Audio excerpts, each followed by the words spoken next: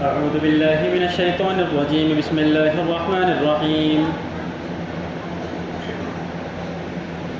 أحل لكم ليلة الصيام الرفث إلى نسائكم هن لباس لكم وأنتم لباس لهن صدق الله العظيم.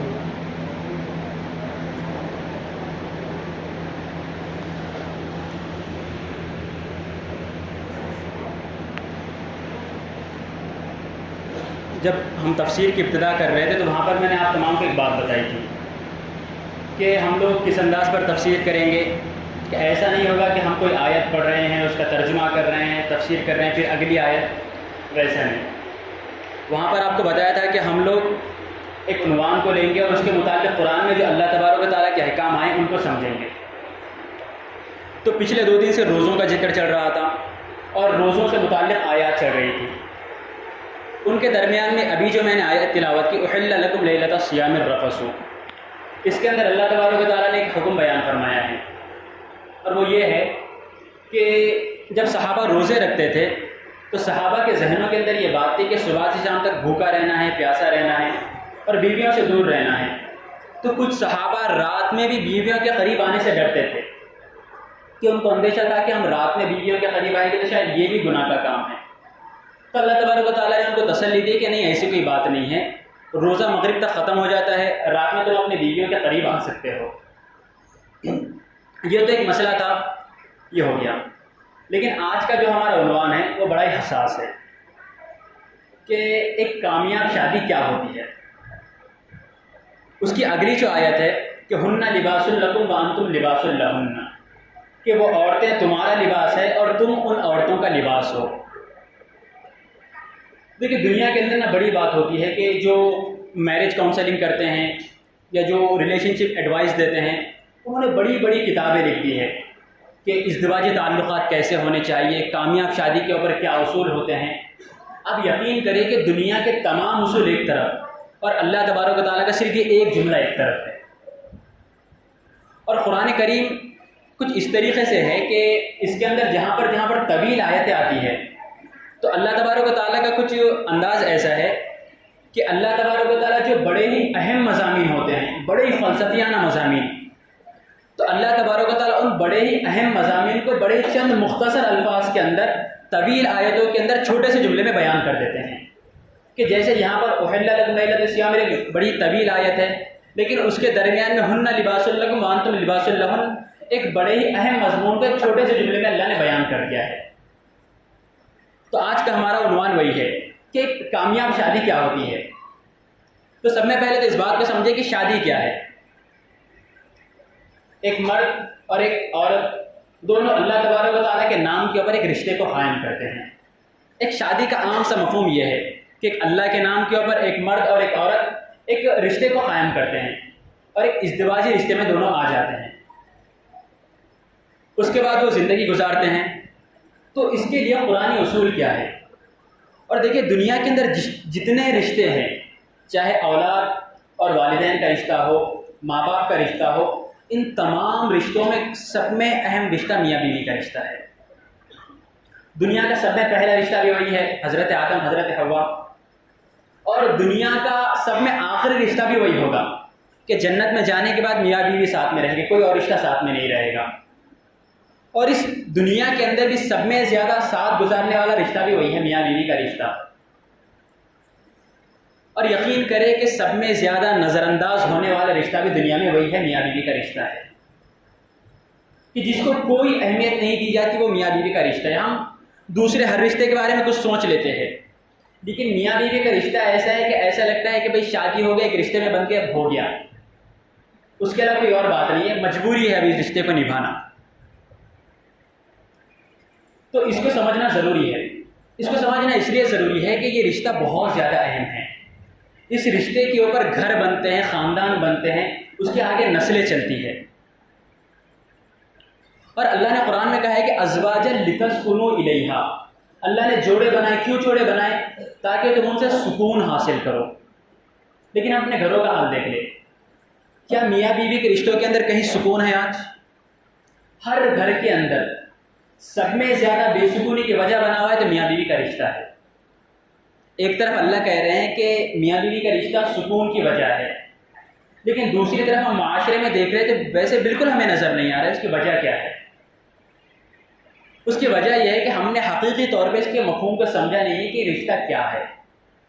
اللہ نے فرمایا کہ ہن لباس لکم وانتم لباس لہن، کہ وہ عورتیں تمہارا لباس ہے اور تم ان عورتوں کا لباس ہو۔ ذرا اگر ہم ان آیتوں کے اوپر غور کریں تو اندازہ ہوتا ہے کہ واقعاً قرآن کریم میں کیا حکمت ہے کہ ایسا کلام کوئی بات بتا ہی نہیں سکتا، یعنی ایسی بات کوئی کر ہی نہیں سکتا، یعنی یہ صرف اللہ ہے کہ جو ایسی بات کر رہے ہیں کہ اتنا حکمت بھرا کلام کہ وہ عورتیں تمہارا لباس ہے اور تم ان عورتوں کا لباس ہو۔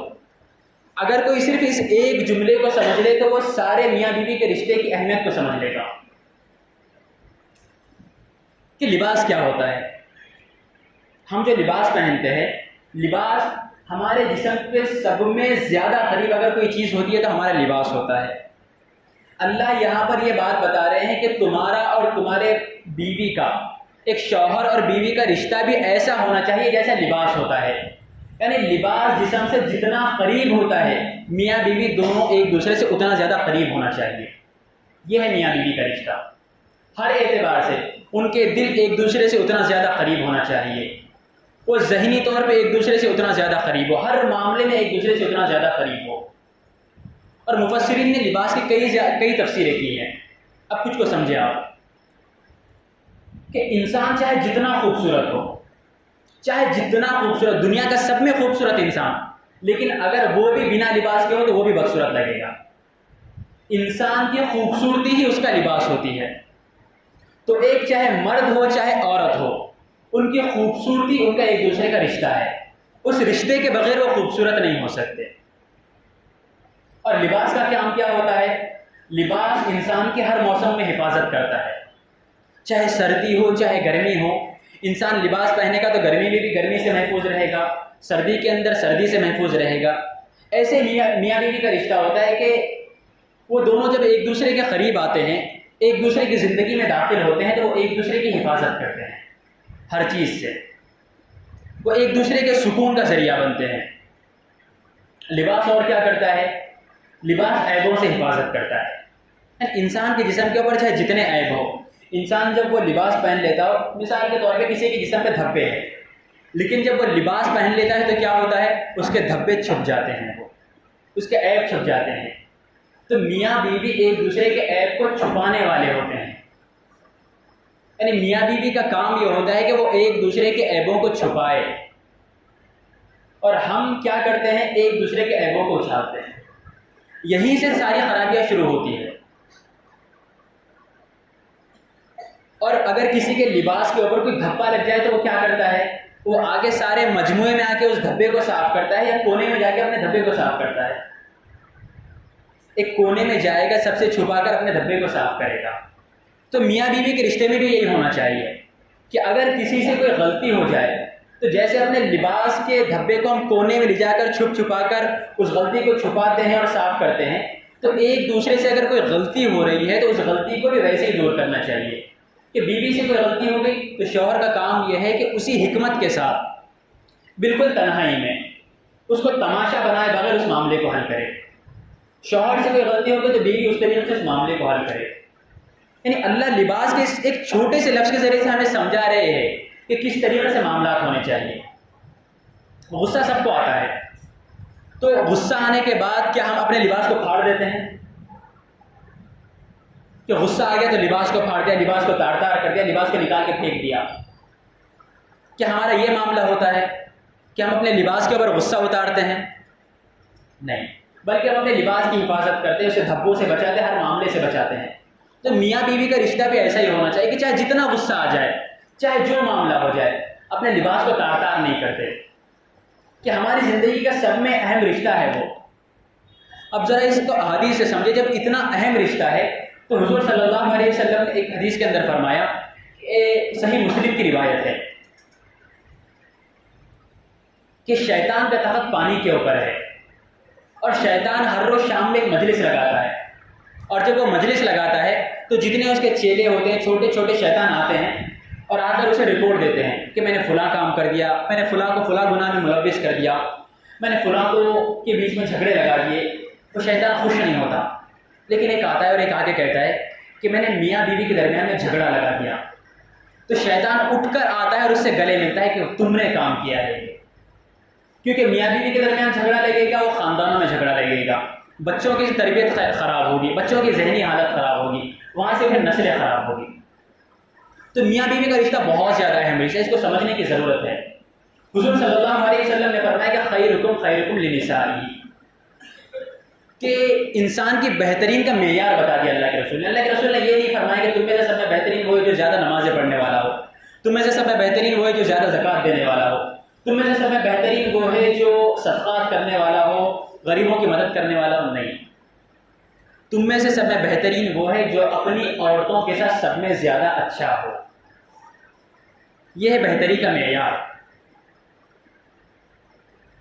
کہ ہم ذرا اپنے آپ کو اس معیار پہ رکھ کے سوچیں کہ ہمارے باہر دنیا کے لوگوں کے ساتھ کیا معاملات ہوتے ہیں، کہ ساری دنیا کے ساتھ کوئی کتنا ہی برا کیوں نہ ہو اس کے ساتھ ہم اچھے سے اچھا رہیں گے، لیکن گھر پہ آنے کے بعد کیا ہمارا اچھائی وہاں پہ ظاہر ہوتی ہے؟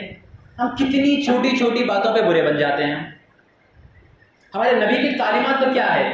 اللہ کے رسول کہہ رہے کہ تم دنیا کے ساتھ چاہے جیسے ہو، خیرکم لنسائہ، اگر تم اپنے گھر والوں کے ساتھ اچھے ہو تو تم سب میں اچھے انسان ہو۔ ہم پوری دنیا کے لیے اچھے بنے ہوئے ہیں، لیکن اگر صرف برے ہیں تو ہم کہاں پر؟ گھر میں داخل ہونے کے بعد۔ ساری دنیا کے لیے نرم مزاج، لیکن غصہ ہے تو گھر میں داخل ہونے کے بعد۔ ساری دنیا کو تمیز سے بات کریں گے، گالی زبان سے نکلے گی تو گھر میں آنے کے بعد۔ یعنی کتنی چھوٹی چھوٹی باتوں پہ سالن میں نمک زیادہ ہو گیا، مرچ کم ہو گئی۔ کیا محمد رسول اللہ کے نام لینے والے ایسے ہو سکتے ہیں کہ جو اتنی چھوٹی چھوٹی باتوں کو اتنے بڑے معاملات بنا لے؟ اور دیکھیں کہ جب میاں بیوی کے رشتے کی بات آتی ہے تو ایک سب میں بڑا معاملہ ہوتا ہے کہ سب میں بڑی خرابی کہاں سے شروع ہوتی ہے، اس کو سمجھے آپ، کہ اسلام نے جہاں پہ نکاح کے اندر دو لوگوں کو جوڑا وہاں پر دونوں کو علیحدگی کا اختیار بھی دیا، یعنی ایک طلاق کا معاملہ رکھا۔ اور اکثر جو خرابی شروع ہوتی ہے رشتوں کے اندر وہ یہیں سے، کھٹاس جو رشتوں میں آتی ہے، کہ چاہے چھوٹے سے چھوٹا جھگڑا ہو جائے، دونوں کی زبان پر پہلا لفظ طلاق کا آتا ہے کہ مجھے تمہارے ساتھ نہیں رہنا۔ اور اس کو سمجھے کہ طلاق کیا چیز ہے۔ ہم یہ کہتے ہیں کہ بھائی طلاق کا اختیار تو اللہ نے دیا ہے، کہ ابو داؤد کی حدیث ہے کہ ابغض الحلال عند اللہ الطلاق۔ ذرا اس حدیث کے اندر جو اللہ کے رسول نے درد بیان کیا اس درد کو بھی سمجھے آپ، کہ ابغض الحلال عند اللہ الطلاق، کہ اللہ کے نزدیک حلال چیزوں میں سب میں زیادہ ناپسندیدہ چیز وہ طلاق ہے، کہ دنیا میں اللہ نے جتنی چیزوں کو حلال کیا ان میں سب میں زیادہ ناپسندیدہ چیز جو ہے وہ طلاق ہے۔ اور ہم ہر چھوٹی بات کے اوپر بات کہاں پر لا کے کھڑے کر دیتے ہیں؟ طلاق کے اوپر۔ ہر چھوٹی بات، چھوٹے سے چھوٹا معاملہ ہو گیا، بات آ کر کھڑی ہوگی طلاق کے اوپر۔ اور ایک تو چیز یہ ہو گئی کہ ہم نے طلاق کا جو لفظ ہے نا ایک دوسرے کو ڈرانے کے لیے بنا دیا ہے، حالانکہ ڈرا نہیں رہے، اپنے رشتے کو خراب کر رہے ہیں وہاں پر۔ کہ اگر شوہر بیوی کو طلاق کی دھمکی دے رہا ہے تو شوہر اپنی بیوی کے ذہن میں وہاں پر شک ڈال رہا ہے وہاں پر کہ تم پرماننٹ نہیں ہو، کسی بھی دن تمہیں چھوڑ سکتا ہوں میں۔ تو کیا اس کے بعد گھر کے اندر سکون رہ سکتا ہے؟ اور ایک دوسری چیز کہ ہماری زبان کا ایک دوسرا سب میں بڑا ہی عام سا جملہ کہ دوسری شادی، کہ دیکھیے اسلام نے اجازت دی ہے، اسلام نے منع نہیں کیا ہے، لیکن ہر چیز کا ایک صحیح وقت ہوتا ہے، ہر لفظ کا صحیح استعمال ہوتا ہے۔ یعنی دوسری شادی یہ ایک دھمکی والا جملہ بنا لیا ہے ہم نے، کہ گھر میں چھوٹی سی بات ہوگی تو ہم کیا دھمکی دیتے ہیں کہ میں خوش نہیں ہوں، میں کوشش یہ کروں گا کہ میں دوسری شادی کر کے کسی کے ساتھ خوش ہو جاؤں گا۔ حالانکہ ہمارے دل میں نہیں ہوتا، لیکن ہم اس کو کس کے لیے استعمال کرتے ہیں؟ دھمکی دینے کے لیے۔ لیکن ان کے تو برے اثرات ہو رہے ہیں الٹا۔ اور اس کو سمجھے کہ اسلام نے جو اجازت دی ہے بڑا ہی اہم مسئلہ ہے یہ۔ ایسا نہیں کہ ہم مذاق میں بول دیتے ہیں یہ چیزیں کہ دوسری شادی اسلام میں تو 4 شادیوں کی اجازت ہے، اس کو بھی سمجھے آپ کہ مثنیٰ و ثلاث و رباع، کہ 3 بھی کر سکتے ہو، 4 بھی کر سکتے ہو۔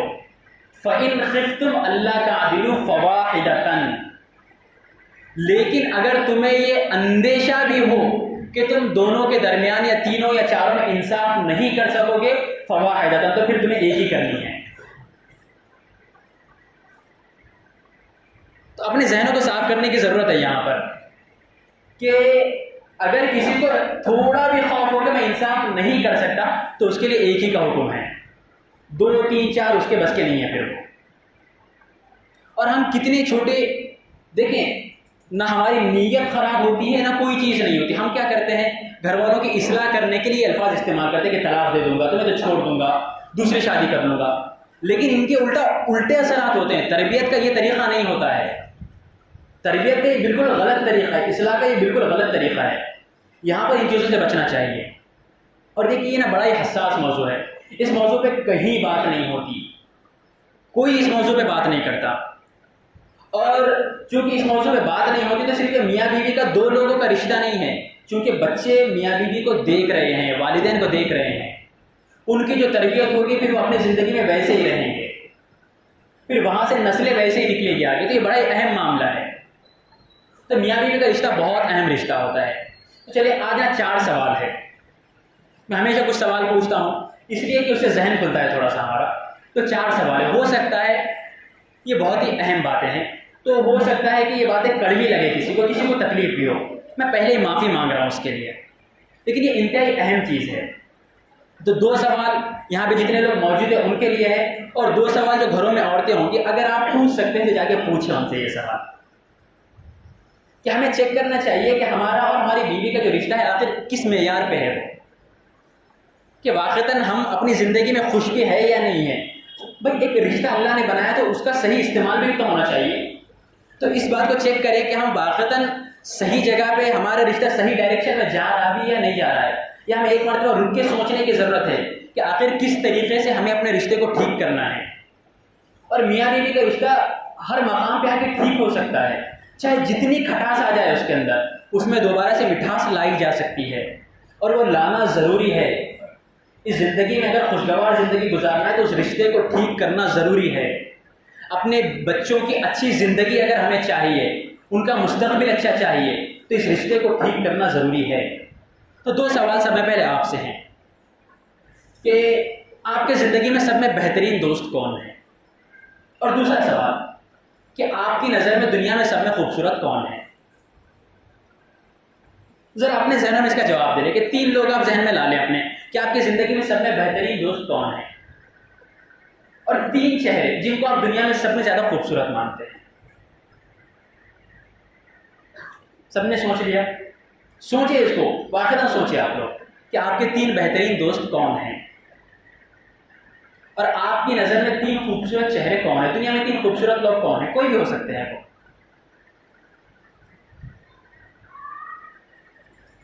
کیا ان 3 دوستوں کے اندر کہیں بیوی کا نام آیا ہے؟ ان 3 چہروں کے اندر کیا بیوی کا چہرہ آیا ہے؟ اب یہ غور کرنے کا مقام ہے، اس کو سمجھے آپ کہ میاں بیوی کا رشتہ اللہ تبارک و تعالیٰ نے انتہائی دوستانہ رشتہ بنایا ہے۔ ہم قرآن کو دیکھیں اور احادیث کو دیکھیں تو یہ بات پتہ چلتی ہے کہ میاں بیوی کا رشتہ انتہائی خوبصورت رشتہ ہے، اس کے اندر کوئی زیادتی نہیں ہے، کوئی جھگڑا نہیں ہے، کوئی سختی نہیں ہے۔ وَعَاشِرُوهُنَّ بِالْمَعْرُوفِ، کہ تم اپنی بیویوں کے ساتھ نرمی کا معاملہ کرو۔ کہ یہ دوست والی بات میں نے اس لیے کہی کہ شوہر کا بیوی کے ساتھ اگر دوستانہ تعلق نہیں ہے تو یہ شوہر کی غلطی ہے، کہ شوہر کو اللہ نے حاکم بنایا ہے، شوہر گھر میں ذمہ دار ہوتا ہے، تو شوہر کو اعتدال قائم کرنا ہے وہاں پر، کہ نہ اتنا زیادہ سخت ہو جانا ہے کہ بیوی ڈرنے لگے، نہ اتنا زیادہ نرم ہو جانا ہے کہ بیوی حد سے باہر نکل جائے۔ شوہر کو اعتدال قائم رکھنا ہے، اور وہ اعتدال دوستانہ تعلق سے آ سکتا ہے۔ تو کیا بیوی دوست ہے؟ دوست کا مطلب کیا ہوتا ہے کہ جس کے ساتھ ہم بیٹھ کے کبھی ضرورت ہے تو بیٹھ کے رو سکے، کبھی ضرورت ہے تو بیٹھ کے ہنس سکے، اپنی الجھنوں کو بتا سکے، اس کی الجھنوں کو سن سکے۔ کیا ہماری بیویوں کے ساتھ یہ رشتہ ہے؟ اگر نہیں ہے تو سوچنے کی ضرورت ہے۔ آپ یہ بول سکتے ہیں کہ مفتی صاحب کچھ بھی بول رہے ہیں، ایسا نہیں ہوتا، زمانے میں ایسا نہیں چل سکتا، آپ کی مرضی ہے، لیکن اگر زندگی کو خوشگوار بنانا ہے تو یہی راستہ ہے اس کا، کہ وہ دوستانہ تعلق پیدا کرنا ضروری ہے، کہ اس سختی کو ختم کرنا ضروری ہے، اس جگہ پہ اعتدال پہ آنا ضروری ہے۔ تو اس کے اوپر کام کرنا ضروری ہے کہ بیویوں کے ساتھ بیٹھنا چاہیے، بیٹھ کے بات ہونی چاہیے وہاں پر۔ اور دوسری چیز کہ کیا ہماری نظر میں ہماری بیوی خوبصورت ہے؟ ہم نے خوبصورتی کس کو سمجھا؟ پہلے تو وہ کہ اللہ کے رسول صلی اللہ علیہ وسلم نے فرمایا کہ انسان 4 چیزوں کی بنیاد پہ شادی کرتا ہے۔ خوبصورتی کی وجہ سے خوبصورتی ختم ہو جانے والی ہے، مال کی وجہ سے مال فنا ہونے والا ہے، حسب و نسب کی وجہ سے اسلام میں حسب و نسب کا کوئی اعتبار نہیں، اسلام میں افضل انسان تقوی کی وجہ سے ہوتا ہے۔ اور فرمایا کہ اگر تم نکاح کرو تو دین کی بنیاد پہ نکاح کرو، تقوی کی بنیاد پہ نکاح کرو، پرہیزگاری کی بنیاد پہ نکاح کرو۔ اگر تم لڑکی میں کوئی چیز دیکھنا چاہتے ہو تو پہلے تقوی دیکھو، پہلے دینداری دیکھو۔ ہاں یہ تینوں چیزیں بھی ہو تو بہت اچھی بات ہے، حسن ہے بہت اچھی بات ہے، مال و دولت ہے بہت اچھی بات ہے، بڑا خاندان ہے بہت اچھی بات ہے، لیکن پہلی شرط یہ دیکھنی چاہیے کہ دینداری کتنی ہے۔ اور دیکھیں یہ جو تینوں چیزیں ہیں نا، ایک وقت کے بعد یہ چیزیں ختم ہو جاتی ہے، اور اصل خوبصورتی دینداری میں ہے، اصل خوبصورتی سمجھداری میں ہے، اصل خوبصورتی آپس کے ایک دوسرے کے تعلق میں ہے۔ جو ظاہری خوبصورتی ہے سب جانتے ہیں کہ ایک وقت کے بعد وہ میٹر نہیں کرتی، وہ ایک تھوڑے دن کا ہوتا ہے، وہ ایک وقت کے بعد وہ چیزیں نظروں سے ختم ہو جاتی ہے۔ اصل جو انسان کو محبت ہوتی ہے وہ اس کے وجود سے ہوتی ہے، اس کے اخلاق سے ہوتی ہے۔ تو اصل خوبصورتی یہ ہے۔ اور خوبصورتی، ہم جب خوبصورتی کی بات کرتے ہیں تو بہت ساروں سے جو نوجوان ہوتے ہیں وہ کبھی جو نئے شادی شدہ وہ آ کے بات کرتے ہیں کہ سب گھر والوں سے بڑے پریشان ہیں، کیوں؟ تو باہر جانا ہو تو بہت زیادہ تیار ہوتے ہیں کہیں جانا ہو، لیکن گھر میں رہیں گے تو انتہائی گندے رہیں گے۔ یہ اکثر گھروں کے معاملات ہے یہ کہ گھر میں رہیں گے تو بالکل گندے رہیں گے۔ حالانکہ دیکھیں کہ الطہور شطر الایمان، پاکی آدھا ایمان ہے۔ تو پاکی کی تعلیم دینا کس کا کام تھا؟ یہ کیا مرد کی ذمہ داری نہیں تھی کہ گھر میں پاکی کا سبق دیں، گھر والوں کو پاکی کے بارے میں سکھائے؟ دیکھیں ہم ہر چیز کے اوپر تعریف کرتے ہیں لیکن گھر والوں کی تعریف نہیں کرتے، وہیں سے ساری چیزیں شروع ہوتی ہے کہ اگر گھر والوں کی چھوٹی چھوٹی باتوں کے اوپر تعریف کرنا شروع کرے تو وہ اس اعتبار سے اپنے آپ کو تیار بھی کرتے ہیں۔ پھر تو تعریف کرنا شروع کرے چھوٹی چھوٹے معاملات کے اوپر، چھوٹی چھوٹی چیزوں کے اوپر۔ بھائی آپ سوچیں کہ آپ نے کب آخری مرتبہ گھر والوں کی تعریف کی تھی؟ کھانے کے اوپر کب تعریف کی؟ تیار ہونے پہ کب تعریف کی؟ ہم نے وہاں پر رسپانس ہی نہیں دیا تو سامنے سے آئے گا بھی نہیں نا۔ یہ تعلق کو سدھارنے کی ضرورت ہے۔ تو جتنا ہم اپنے طرف سے کوشش کریں گے اتنا تعلق سدھرے گا۔ اور یہ رشتہ ایسا نہیں کہ بس بن گیا، نکاح ہو گیا، ختم ہو گیا، ہر دن اس کے لیے کوشش کرنا ضروری ہوتا ہے تعلق کو بہتر بنانے کے لیے۔ اللہ تبارک و تعالیٰ ہماری توفیق عطا فرمائے، آمین۔ وآخر دعوانا الحمد للہ رب العالمین۔